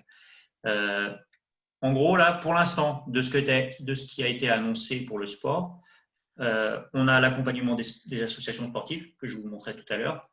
On a l'emploi des jeunes dans le sport. Il y a un dispositif spécifique qui va être proposé. Le service civique. Alors, le service civique, ce n'est pas forcément spécifique au sport, mais on fait partie des domaines d'activité où on peut accueillir des gens en service civique. Alors, il faut dire que nous, en badminton, et plus spécifiquement en Bretagne, on n'est pas très bon là-dessus. Il y a très peu de clubs qui accueillent des salariés en service civique. Pour autant, là, ils ont augmenté. Ils ont réouvert des crédits sur les services civiques depuis septembre. Donc, s'il y a des gens qui ont ce projet-là, ça peut être intéressant. Alors, il faut avoir à la fois la structure qui a envie d'accueillir un service civique et trouver à la fois la personne qui veut s'engager dans ce dispositif-là. La formation des salariés en activité à partiel. Donc là, il y a des nouveaux crédits. Hein. Donc, à partir du moment où, comme on disait tout à l'heure, hein, s'ils sont en formation, ça fait partie de leurs heures travaillées. Il va y avoir des mesures spécifiques pour le sport et le numérique, notamment toutes les associations qui vont proposer toutes les structures qui vont proposer des contenus sportifs en ligne et des crédits également pour la rénovation et la modernisation des équipements sportifs. Celui-là, c'est plus pour les collectivités. Dans le document qu'on vous enverra, vous aurez le lien pour chacune de ces aides-là. Hein. On ne va pas s'amuser à la naviguer sur toutes les aides, puisqu'en plus, pour la plupart de ces aides, pour l'instant, c'est marqué en attente. Si je reviens, je vais peut-être en trouver une au hasard, mais la plupart vont démarrer au premier semestre 2021. Chaque aide est détaillée. Là, ça ne me concerne pas directement. J'aurais dû mettre plutôt celle qui nous concerne directement. L'accompagnement des associations sportives locales. On n'a pas forcément pour l'instant tous les éléments. Hein. Là, ça va être dans le cadre de l'ANS, donc ça va être lancé dans le premier semestre. Mais il y a déjà quelques documents d'intégrer à la présentation. Mais je pense qu'il faudra être très vigilant sur comment ces aides-là vont s'organiser à partir de janvier. Peut-être courant décembre, on aura quelques infos. Voilà. Il y a énormément d'argent, mais il y a beaucoup de secteurs d'activité, beaucoup de dispositifs différents. Il n'est pas dit que tout le monde puisse bénéficier de toutes les aides. Par contre, effectivement, si on ne demande rien, on est sûr de rien avoir. Ça, c'est certain. En tout cas, c'est intéressant que nous, on puisse avoir accès à certains de ces dispositifs-là. Voilà. Affaire à suivre, puisque je dis, on parle déjà d'un plan de relance 2022. Donc, j'espère que nous, le sport, on aura aussi des dispositifs sur ce plan de relance 2022. On essaiera peut-être de vous tenir au courant si on a des précisions un peu sur comment ces différents dispositifs-là s'organisent à partir de janvier. On en profite également pour faire un point sur les dispositifs nationaux traditionnels. Juste avant, il y avait Yann qui a une question. Mais... Vas-y, s'il y a les questions, parce que je ne regarde pas les questions, c'est mieux que tu les regardes. Vas-y Yann, tu as le droit de parler Yann. Juste mets ton micro. Ouais. Non, ma question c'était par rapport aux mesures sportives numériques notamment, mais comme tu n'as pas l'info, voilà, tu m'as répondu. On peut aller voir hein, si tu veux, hein, mais pour l'instant, en général, le service civique c'est déjà ouvert. Et la plupart il y a 50 ou 60 différents dispositifs et il y en a certaines sur les contenus numériques, mais ce n'est pas encore tout précisé. Peut-être que quand j'ai regardé la semaine dernière, il n'y avait rien, peut-être qu'il y a des choses aujourd'hui. Je dis, ça va être des choses qu'il va falloir surveiller dans les prochaines semaines. La plupart des mesures, ça s'engage en janvier 2021. Je pense que c'est une des mesures où je trouve qu'il y a beaucoup de clubs qui font ce genre de choses. Voilà. Alors après, je pense pas mal. Moi, ce qui m'inquiète un petit peu, c'est qu'on sait bien que ces mesures, la priorité, ce n'est pas les associations. Là, je pense par exemple à la proposition de contenu numérique, de contenu sportif en ligne, qui sont visés les clubs de sport privés qui ont trouvé cette voie-là pour s'en sortir, et c'est la seule voie qu'ils ont trouvée. Mais si à un moment, on peut aller décrocher, nous, un peu d'argent là-dedans, je pense qu'il ne faut pas s'en priver, parce qu'eux, surtout, ils ne vont pas s'en priver, c'est certain. Effectivement, je vois le club des Trois Frontières qui a créé une application en ligne d'Autrement et qui a été reprise par la fédération. Je pense qu'eux, ils ont intérêt d'aller sur un dispositif comme ça, s'ils veulent développer leur activité. Peut-être que certains clubs ont été plus loin aussi dans ce sens-là. Voilà. D'autres questions? Non? Non? Je passe à la suite. OK. Les dispositifs nationaux traditionnels. Alors, je sais, normalement, c'est des choses que vous connaissez, mais on va quand même faire un petit retour là-dessus. L'Agence nationale du sport, c'est la principale source de financement du sport en France, à part les financements des collectivités territoriales, bien entendu. L'Agence nationale qui a été créée depuis 2 ans et gère notamment ce qu'on appelle CNDS avant.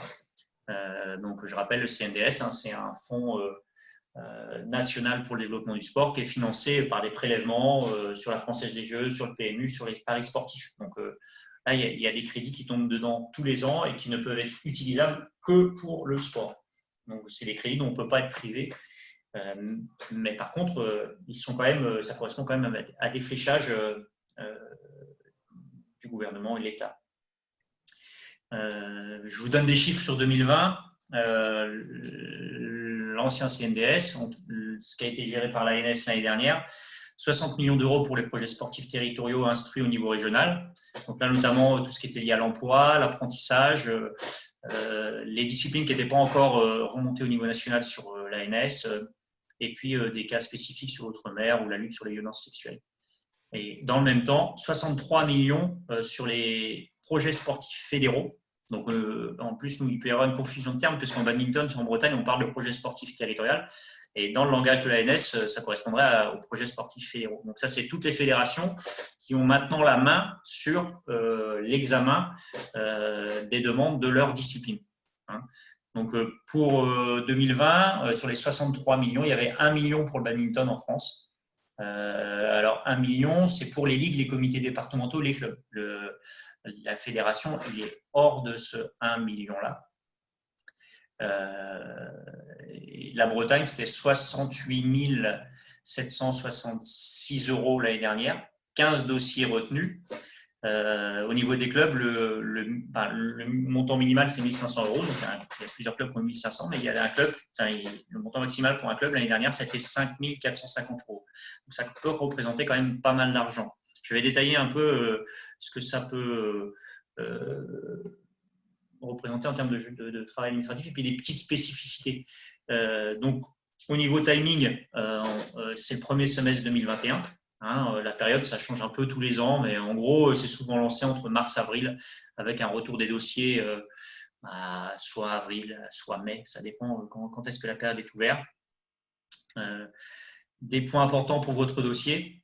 On a eu la chance, alors je m'appuie sur 2020 hein, parce qu'il y aura peut-être des évolutions en 2021, mais nous on a eu la chance en badminton d'avoir une fédé qui a pondu une note de cadrage très précise, très détaillée.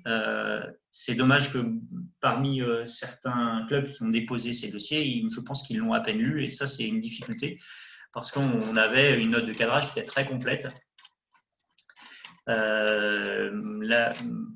En gros, la note de cadrage, elle comprend quoi? La période de la campagne, des points très administratifs sur l'instruction des dossiers, quels dossiers sont recevables, les périodes de dépôt de dossiers, etc. Et puis la composition de la commission d'attribution. Mais ce qui était surtout très intéressant pour nous, c'était l'échéancier, bien entendu, et puis surtout les actions qui étaient finançables. Et on avait quand même beaucoup de détails dans le document qui était proposé sur la Fédé. Pour chaque action, vous avez ici l'interlocuteur qui peut déposer une demande de financement dans le cadre de l'ANS. Hein.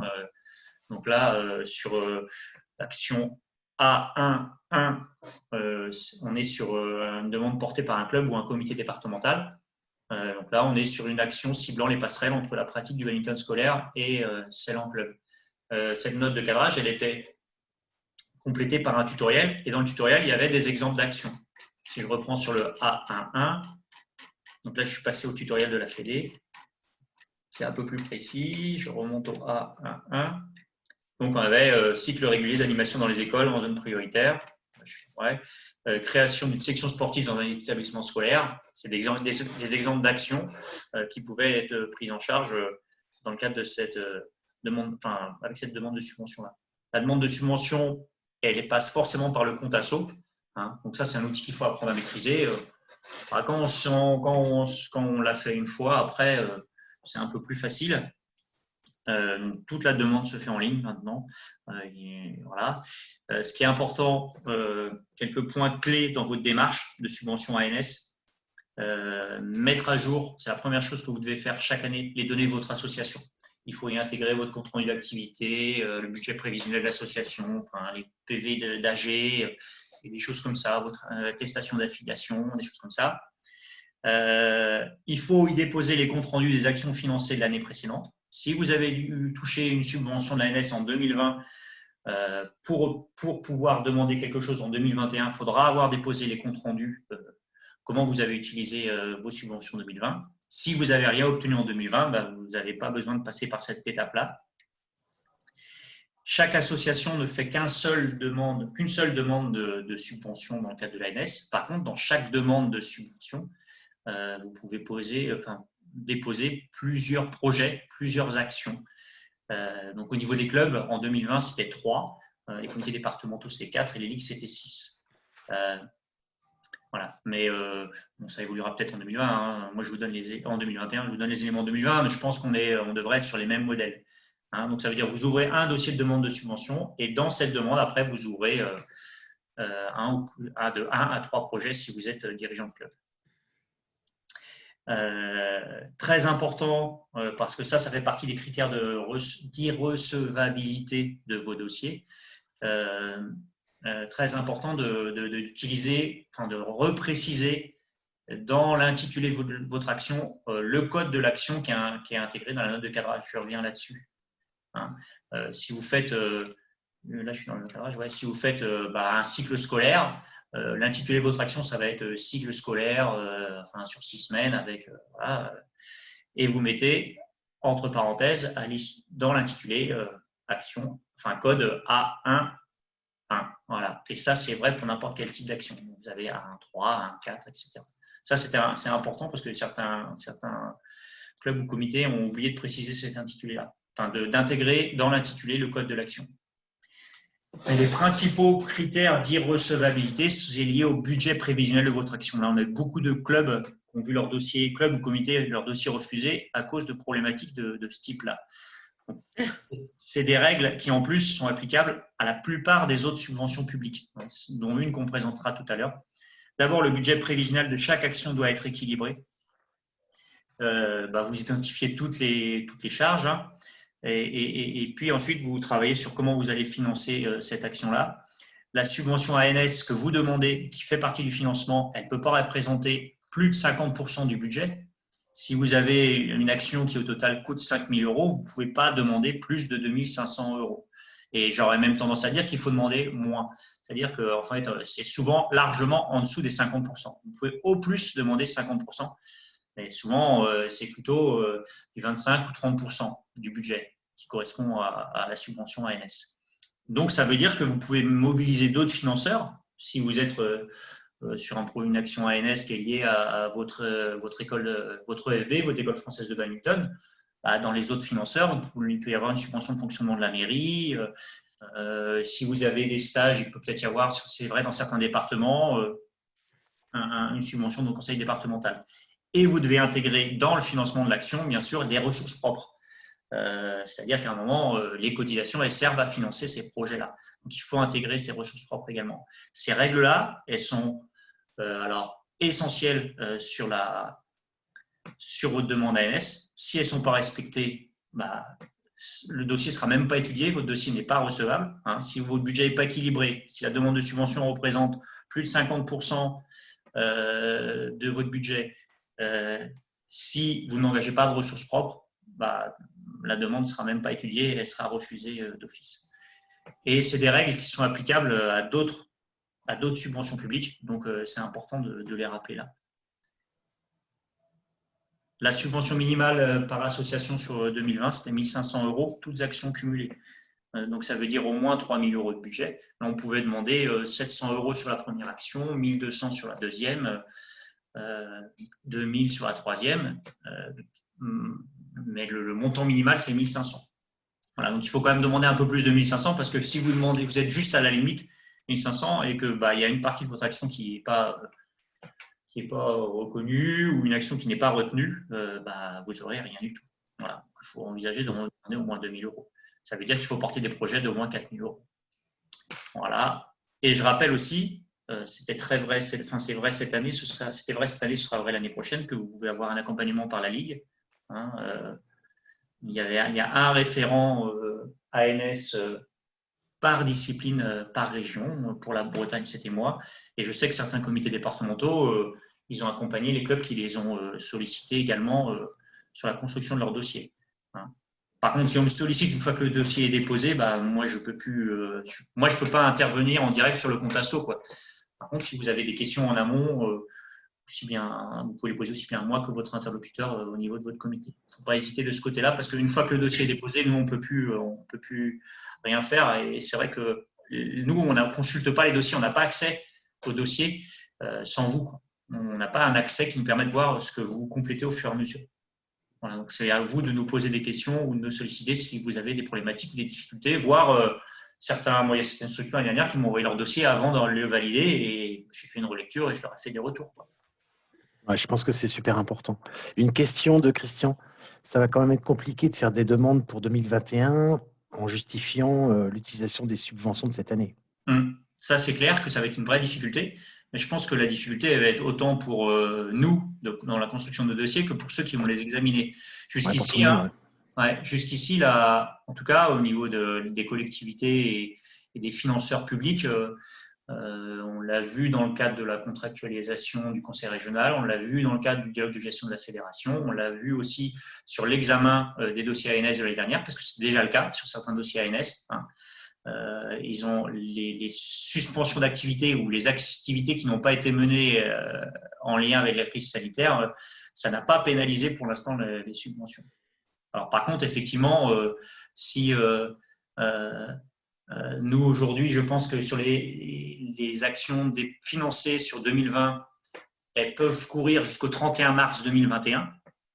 Si effectivement toutes nos activités sont suspendues jusqu'au 31 mars, on va avoir du mal à justifier nos dépenses. Ça, c'est clair. Après, il y a quand même des dépenses qui peuvent être engagées, même si une suspension d'activité. Hein.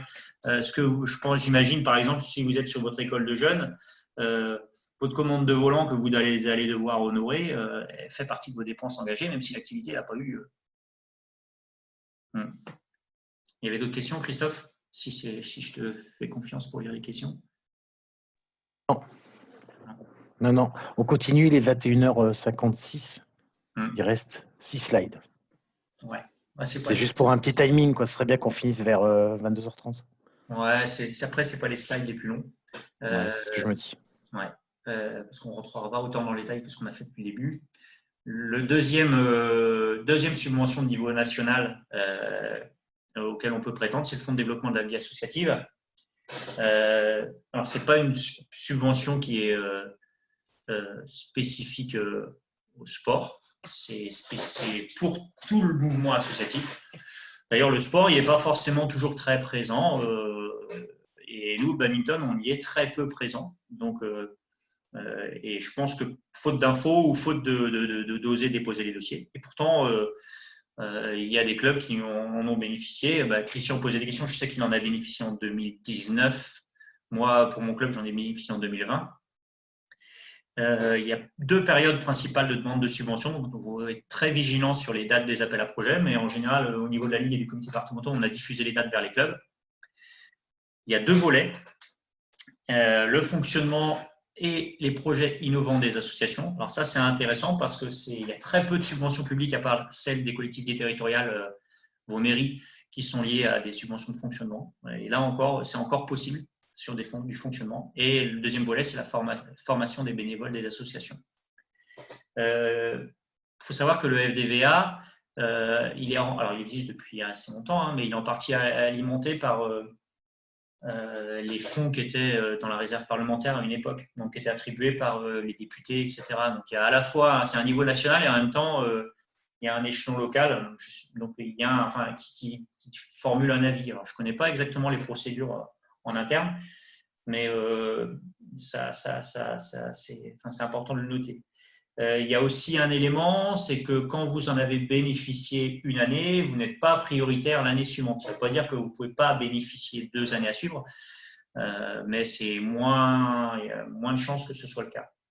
En tout cas, je peux vous dire que c'est peu sollicité, en tout cas en BAD. Donc, s'il y a certains clubs qui veulent se lancer, je les invite à le faire. Moi, j'avais déposé pour mon club un dossier l'année dernière pour la première fois. Ça a été 2 000 € sur le financement de l'école de jeunes. Et on a été…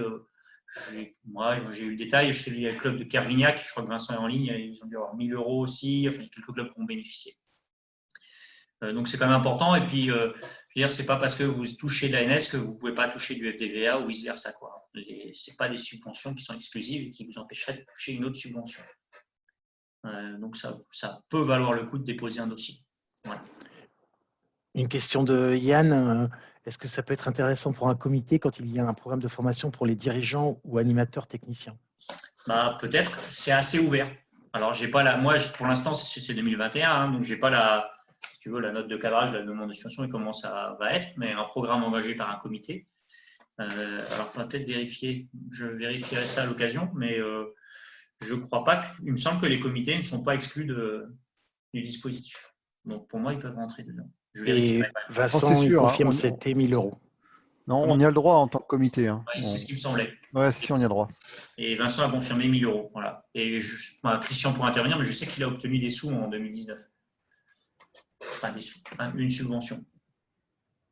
Donc, c'est assez ouvert sur le type de projet. Alors, effectivement, ça reste fléché comme sur des politiques publiques, plutôt public jeune.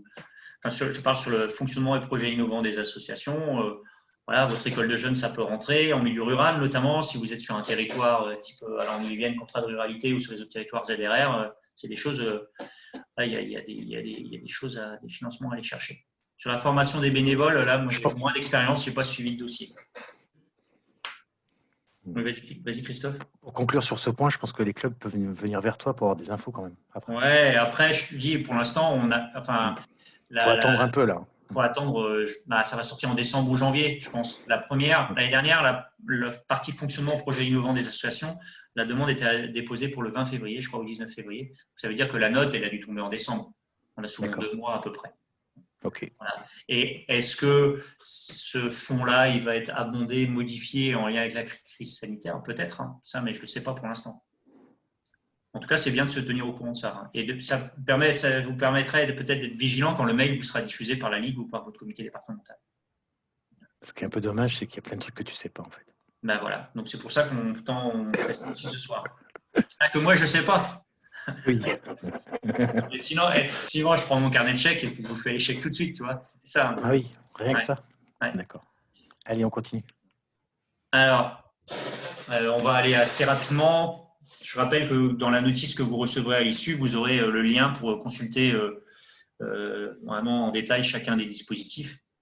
Donc, au niveau du conseil régional, vous avez quelques dispositifs régionaux qui ont été mis en place liés à la situation sanitaire. Le premier, c'est le Covid résistance. Donc là, on en a parlé en introduction, mais c'est pour des associations qui vont être…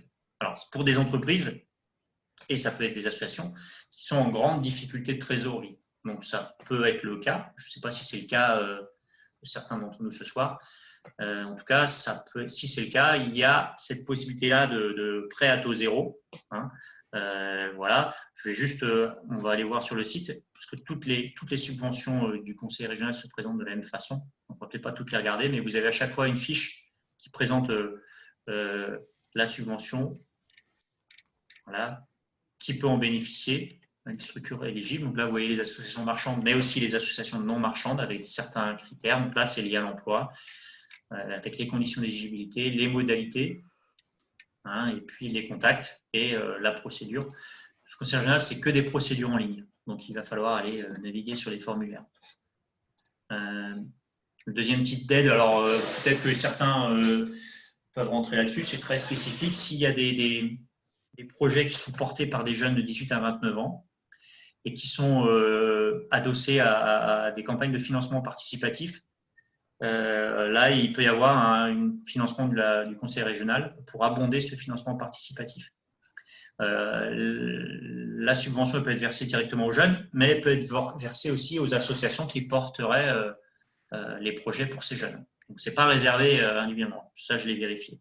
C'est quelque chose que je sais. Ça. Et puis, vous avez une déclinaison du fonds de solidarité national au niveau régional. Donc, on ne va pas forcément les naviguer sur ces outils-là, mais vous aurez les liens pour y aller plus tard, si vous voulez. Je vais présenter aussi rapidement les dispositifs régionaux traditionnels parce qu'il y en a qui ne sont pas forcément utilisés. Le principal, c'est les déplacements des sportifs bretons sur les championnats de France. Certains le connaissent peut-être, mais ça, c'est un financement qui existe depuis des années. C'est une aide à destination des clubs ou des ligues, pas les comités départementaux, pour participer au financement du transport de leurs sportifs au championnat de France hors Bretagne. Au niveau de la Ligue, nous, on l'a utilisé très longtemps sur le championnat de France jeune. Dès que les championnats de France avaient lieu hors Bretagne, on le sollicitait et on a toujours eu les financements. Alors, au niveau de la Ligue, on n'en bénéficiait que pour le public des lycéens. Donc, il faudrait voir si ça peut être ouvert au public adulte. Et surtout, vu que la Ligue aujourd'hui, sur le championnat de France jeune, on ne porte plus le déplacement, ça veut dire que les clubs peuvent mobiliser ce financement-là, qui ne pouvaient pas jusqu'ici puisque c'était la Ligue qui portait le déplacement. Donc, même chose, là, vous avez une page dédiée.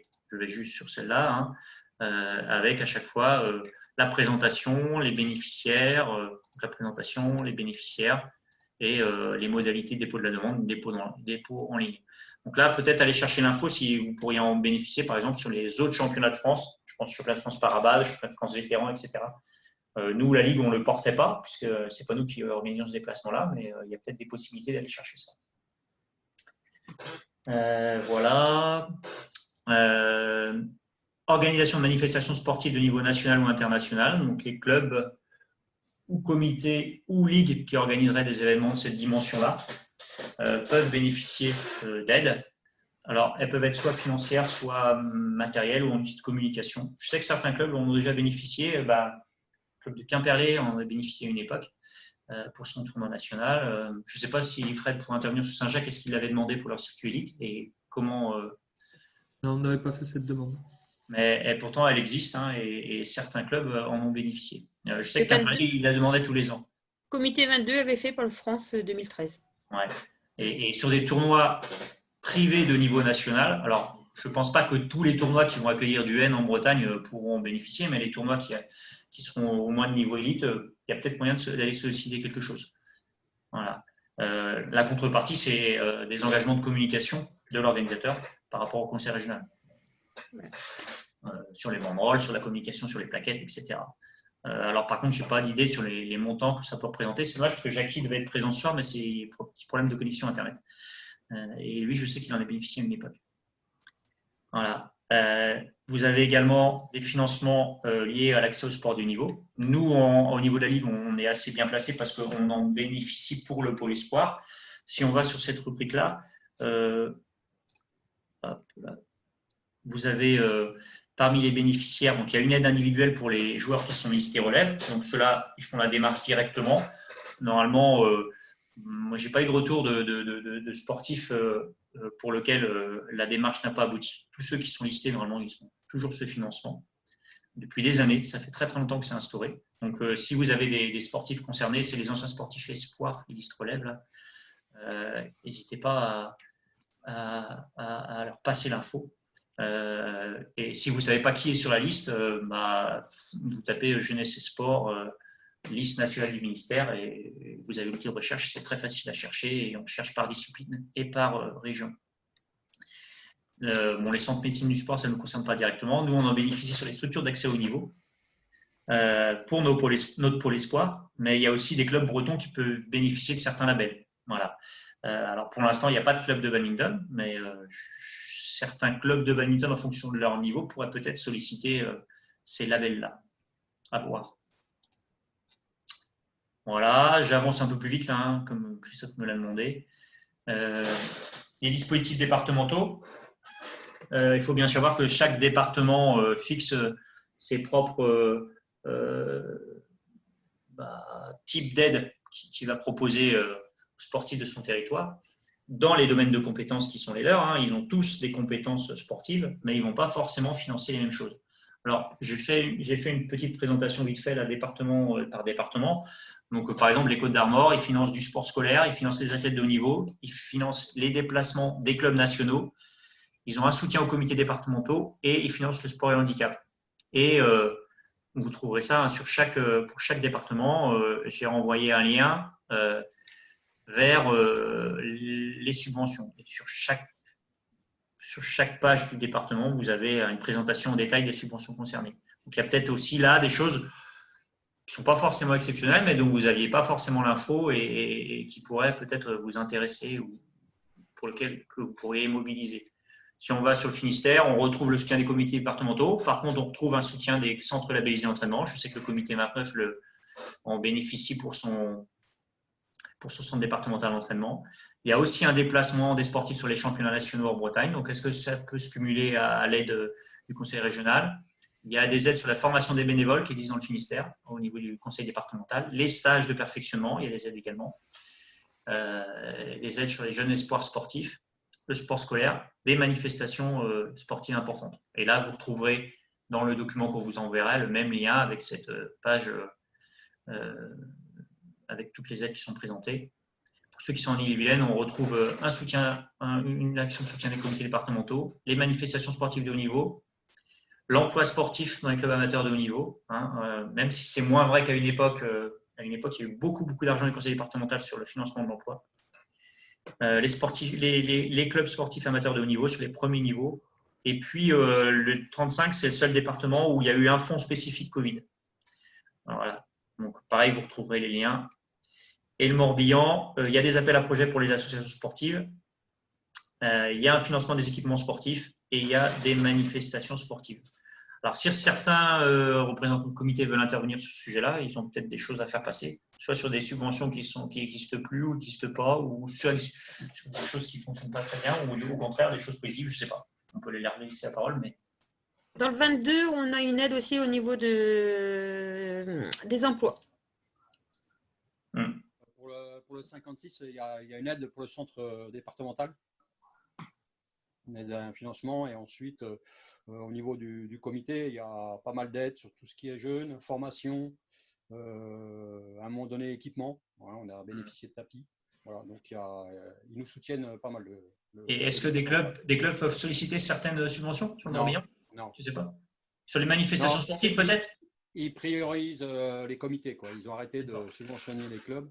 C'est vraiment le comité. Hein. Dans le département, c'est compliqué pour les clubs de pouvoir bénéficier de subventions. Enfin, dans le badminton toujours. Hein. Sur les manifestations sportives, peut-être, je ne sais pas. Ouais, je ne sais pas. Les autres départements, je ne sais pas s'il y a des retours ou on passe à la suite et à la fin. Non, c'est bon. C'est bon. Pas de remarque particulière. Bon, je fais juste un petit dernier focus sur l'emploi sportif.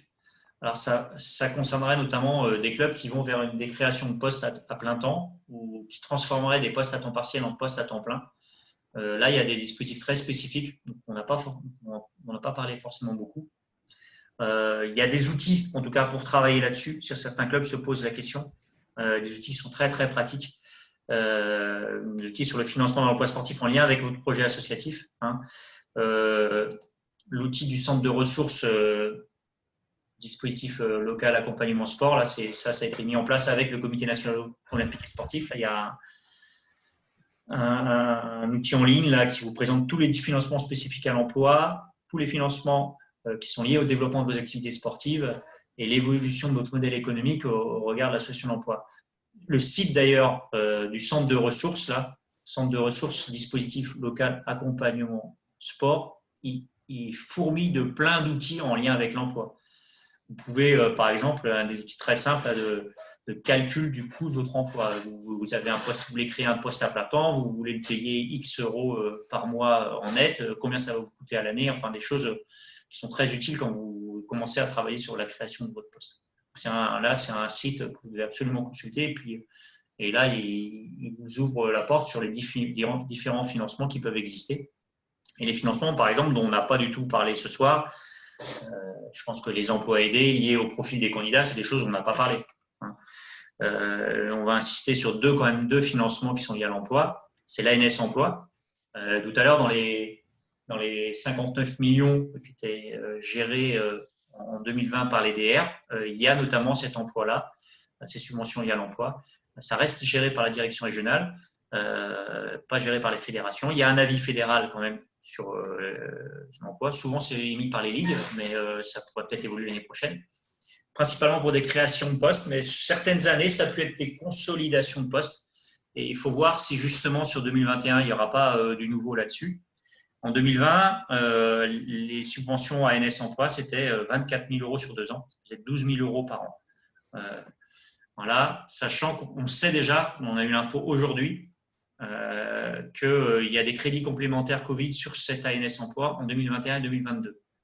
20 millions d'euros en plus sur 2021 et à nouveau 20 millions d'euros en plus sur 2022. Voilà. Donc ça, premier semestre 2021. Il y a beaucoup de choses, c'est premier semestre 2021. Et l'autre dispositif, ça c'est un dispositif fédéral, c'est le plan emploi fédéral. Hein. C'est une aide à destination des comités départementaux sur des postes d'agents de développement ou à destination des clubs pour des clubs qui ont un projet performance. En gros, c'est EFB à partir de 3 étoiles avec objectif de passage 4 ou 5 étoiles ou un projet spécifique. Donc là, ça va être par rapport à des publics spécifiques, le handicap par exemple. Là, il peut y avoir sur une création de poste à plein temps une aide. C'est une aide sur 2 ans, c'est un montant de 20 000 € et c'est un montant qui est cumulable avec la NS Emploi. D'ailleurs, la Fédé incite même à déposer les 2 dossiers. Hein. Donc, ce qui peut représenter quand même, si vous obtenez les 2 dossiers, en 2020, ça pourrait représenter 22 000 € par an. Donc, ce qui est quand même pas mal d'argent et ça vaut le coup de monter ces dossiers-là. Par contre, j'ai un site pour le plan emploi fédéral. C'est un projet qui est quand même à préparer plusieurs saisons en amont. Hein. Normalement, ça s'ouvre à partir de décembre chaque année. Alors, est-ce que les élections vont venir un peu changer la donne? J'en sais rien. Ça, je ne sais pas pour l'instant. Je pense que sur 2021, le dispositif restera identique, même si je n'ai pas mes entrées à la fédération. Vous aurez un lien sur la page dédiée sur le site de la fédération qui présente ce dispositif-là. Comme c'est le site de la fédération, ça rame un peu. Donc voilà, ces 20 000 € là et la précision des types de postes qui sont financés. Voilà, j'ai presque fini. On était sur l'emploi, donc j'en profite pour annoncer que le comité 35 avait programmé avec la Ligue une soirée de formation et d'information des dirigeants sur l'encadrement dans les clubs en lien avec la formation et l'emploi. Elle était prévue en présentiel le 4 novembre, donc on a été obligé de revoir notre copie avec Yann là et donc elle sera ouverte finalement en visio le 24 novembre. Donc on communiquera dans la semaine là pour la proposer pour ceux qui le veulent au club des autres comités départementaux. Certains ont déjà bénéficié, on l'a fait sur le Morbihan au mois de février, on l'a fait dans les Côtes-d'Armor en 2017, mais il y a peut-être des choses qui ont changé. En tout cas, si d'autres clubs des autres comités veulent en bénéficier, ce sera possible. J'ai fini pour moi et on peut peut-être ouvrir la place aux questions. S'il y en a. Et s'il y a encore quelqu'un de l'autre côté de l'écran. Je vais peut-être arrêter. Il y a plein de monde de l'autre côté de l'écran, mais ouais, je pense que c'est pas mal. Il y a sûrement encore des questions. Voilà, j'ai fini. Vous voyez tous les uns les autres. Merci Samuel. Est-ce qu'il y a des questions? Moi, ce n'est pas une question, c'est juste un rectificatif, Sam, sur le tournoi élite. Effectivement, on a bien, de la part du conseil régional, 500 € de soutien depuis qu'il fait partie du circuit élite. En fait. Ouais, je pense que c'est sur les plus hauts niveaux de compétition, hein, effectivement. Ouais, après, je sais que certains, sur des niveaux inférieurs, avaient obtenu une aide matérielle. C'est-à-dire que il me semble que Quimperlé, certaines années, quand ils n'avaient pas eu de subvention, ils avaient des goodies, quoi, des choses comme ça. Donc, c'est pas forcément Peut-être que Guillaume C, il est en ligne, non? Ouais, mais je pense il ne s'est pas beaucoup occupé de ça au club de Quimperlé. Enfin, je ne vais pas répondre à sa place. Je vous confirme que j'en ai aucune idée. Ouais, je m'en doute. Voilà, je tentais ma chance. Merci. Merci d'avoir posé une question à Guillaume. Est-ce qu'il y a d'autres questions? Je rajoute, si jamais il y a des choses des questions qui vous reviennent après, il ne faut pas hésiter à nous renvoyer un message ou à nous solliciter. On n'aura pas la réponse forcément tout de suite, mais on peut aller chercher aussi les choses. ou c'est des choses qui vous reviennent après qu'on vous aura diffusé le document. Hein, d'ici la fin de la semaine, vous aurez le document, à la fois le PowerPoint et à la fois le document qu'on a préparé. N'hésitez pas, en tout cas, à nous poser des questions, s'il y en a. S'il n'y a pas de questions, on va vous dire en merci. fait, sur le chat, ils te remercient tous. Ouais, tout le monde dit merci et au revoir. Pour ces précieuses infos. Voilà. Et ils vont se coucher. Non, merci Samuel d'avoir préparé un max de choses là-dessus, d'avoir fouillé. Et surtout, merci à tout le monde d'être venu. Pour info, tout ce qu'on va vous diffuser, on va le diffuser à l'intégralité des clubs, hein, même s'ils n'étaient pas présents. D'accord ? Parce qu'on se dit que c'est tellement important que autant que tout le monde en bénéficie. Voilà. Je vais arrêter l'enregistrement. Vous pouvez faire des salles Troy maintenant. Voilà.